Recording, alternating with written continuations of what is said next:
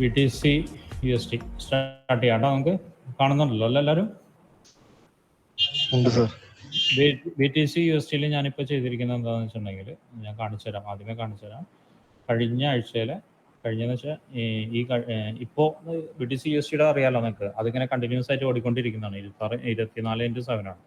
അപ്പോൾ ഈ ആഴ്ചയിൽ എപ്പോഴും ക്യാൻഡിൽ എന്താണ്, ക്യാൻഡിൽ ഓടിക്കൊണ്ടിരിക്കുകയാണ്. അപ്പോൾ ഈ ആഴ്ച കഴിഞ്ഞിട്ടില്ല. അപ്പോൾ അതിൻ്റെ പ്രീവിയസ് വീക്കിൻ്റെ എടുക്കുകയാണ്. പ്രീവിയസ് വീക്കിൻ്റെ എന്താണ് സംഭവിച്ചിരുന്നത്? പ്രീവിയസ് വീക്കിൻ്റെ ഹൈ നമ്മൾ മാർക്ക് ചെയ്തു. ഞാൻ പ്രീവിയസ് വീക്കിൻ്റെ ഹൈ മാർക്ക് ചെയ്തു. അതുപോലെ തന്നെ പ്രീവിയസ് വീക്കിൻ്റെ ലോയും മാർക്ക് ചെയ്തു. മറ്റുള്ള മുകളിലുള്ളത് നിങ്ങൾക്കറിയാം, ഇതൊരു സിംഗിൾ ലോയും സിംഗിൾ ഹൈ ആണ് മാർക്ക് ചെയ്തിരിക്കുന്നത്. ഇത് വീക്കിലി എന്താണ്, വീക്കിലി ഒരു റെസിസ്റ്റൻസ് ആണ്, വീക്കിലി റെസിസ്റ്റൻസ് ആണ് കേട്ടോ. അത് വീക്കിലി റെസിസ്റ്റൻസ് ആണ്. അതുപോലെ ഇവിടെ വീക്കിലി സപ്പോർട്ടാണ്, വീക്കിലി സപ്പോർട്ടാണ് സംഭവിച്ചിരിക്കുന്നത്. ഓക്കെ, ഇനി നമുക്ക് അനാലിസിസിലേക്ക് കടക്കാം. ഇവിടെ നിങ്ങൾക്ക് എല്ലാവർക്കും അത്യാവശ്യം കാര്യങ്ങൾ മനസ്സിലായിട്ടുണ്ടാവും എന്ന് വിചാരിക്കുന്നു. ഈ ഒരു ക്യാൻഡിൽ എന്ന് വെച്ചാൽ പറഞ്ഞാൽ ഈ വീക്കിൻ്റെ ക്യാൻഡിലാണ്. ഈ ക്യാൻഡിൽ എവിടെ നിന്നാണ് കയറി പോയത് എന്നുള്ളത് നിങ്ങൾക്ക് കൃത്യമായിട്ട് അറിയാം. എവിടെ നിന്നാണ് കയറി പോയത്? ആർക്കെങ്കിലും ഒന്ന് ജസ്റ്റ് ഒന്ന് പറയാൻ പറ്റുമെങ്കിൽ പറഞ്ഞു.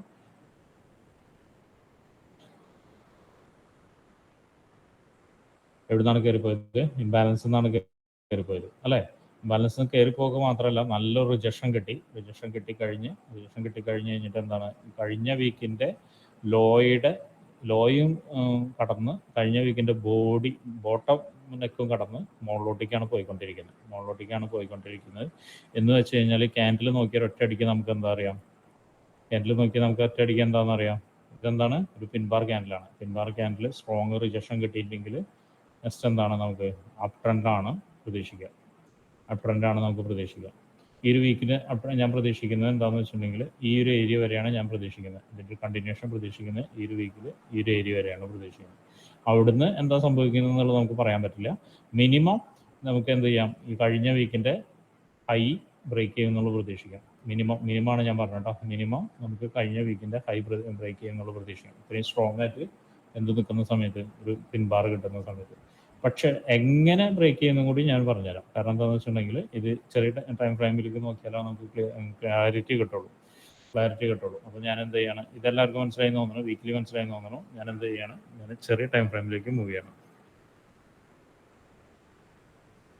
ഡയൽ നോക്കുമ്പോൾ എല്ലാവർക്കും എന്താണ്, ഈ ഒരു ക്യാൻഡിൽ വളരെ ക്ലിയർ ആയിട്ടുള്ളൊരു സൈൻ തന്നിട്ടുണ്ട്. ക്യാൻഡിൽ പാറ്റേൺ ക്ലിയർ ആയിട്ടുള്ള സൈൻ തന്നിട്ടുണ്ട്. നമുക്ക് എന്ത് കിട്ടിയിട്ടുണ്ട്? നല്ലൊരു മോർണിംഗ് സ്റ്റാർ കിട്ടിയിട്ടുണ്ട്. മോർണിംഗ് സ്റ്റാറിൽ തേർഡ് ക്യാൻഡിൽ നോക്കിയാൽ കാണാൻ എന്താണ്, നല്ലൊരു എൻഗൾഫിംഗ് ആണ്. ഒരു വലിയ സ്ട്രോങ് ആയിട്ടുള്ള ഒരു മർബൂസ് ക്യാൻഡിലാണ് തന്നിരിക്കുന്നത്. ആ മർബൂസിയുടെ ഒരു കണ്ടിന്യൂഷനാണ് ഇപ്പോൾ ഇവിടെ സംഭവിച്ചുകൊണ്ടിരിക്കുന്നത്. ഇത് ഇവിടുന്ന് ഒരു ചെറിയ റിജക്ഷൻ വന്നിട്ടുണ്ട്. നമുക്ക് ചെറിയ റിജക്ഷൻ നമുക്ക് കിട്ടിയിട്ടുണ്ട്. പക്ഷെ അത് റണ്ണിങ്ങിലാണ്, ഇപ്പോഴും BTC റണ്ണിങ്ങിലാണ്. ഈ റിജക്ഷൻ്റെ പ്രത്യേകത എന്താണെന്ന് വെച്ചിട്ടുണ്ടെങ്കിൽ പറഞ്ഞുതരാം. ഈ റിജക്ഷൻ എന്താണെന്ന് വെച്ചിട്ടുണ്ടെങ്കിൽ ഇവിടുന്നാണ് ഒരു സ്ട്രോങ് സപ്ലൈ നടന്നത്. ആ സപ്ലൈ സോണിൻ്റെ അടുത്തേക്ക് എത്തുന്ന സമയത്താണ് റിജക്ഷൻ സംഭവിക്കുന്നത്.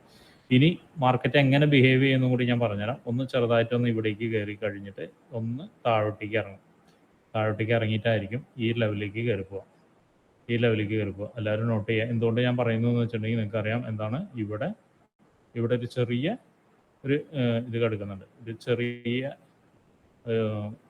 ഒരു ചെറിയ ഇംബാലൻസ് കിടക്കുന്നുണ്ട്. ഓൾറെഡി അത് ഇംബാലൻസ് എന്ന് പറഞ്ഞാൽ മിറ്റിഗേറ്റഡ് ആയ ഇംബാലൻസ് ആണ്. എന്നാലും ഒരു ചെറിയ ഇംബാലൻസ് കിടക്കുന്നുണ്ട്.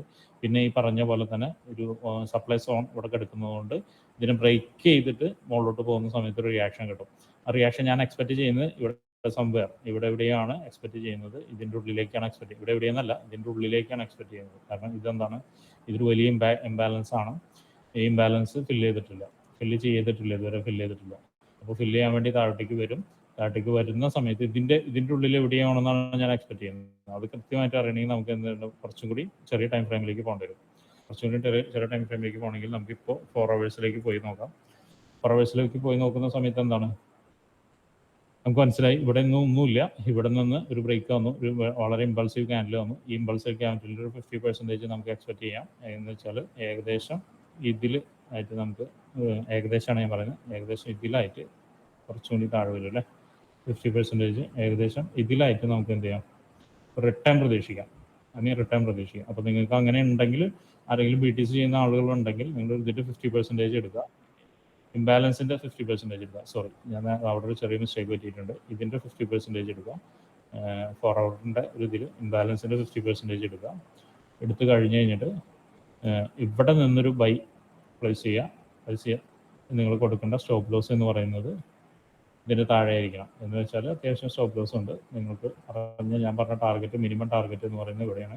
നിങ്ങൾക്ക് 1:3 ആണ് ടാർഗറ്റ്, മിനിമം ടാർഗറ്റ്. BTC ആരെങ്കിലും ചെയ്യുന്നുണ്ടെങ്കിൽ കാര്യമാണ് ഞാൻ പറഞ്ഞത്. BTC കഴിഞ്ഞ പ്രാവശ്യം റിക്വസ്റ്റ് ഉണ്ടായിരുന്നു, അപ്പോൾ അതുകൊണ്ടാണ് ഞാനിത് തന്നിരിക്കുന്നത്. ഇത് ക്ലാരിറ്റി കിട്ടിയെന്ന് തോന്നുന്നുണ്ട്, ക്ലിയർ ആയി തോന്നുന്നു അല്ലേ? ആർക്കെങ്കിലും സംശയം ഉണ്ടോ?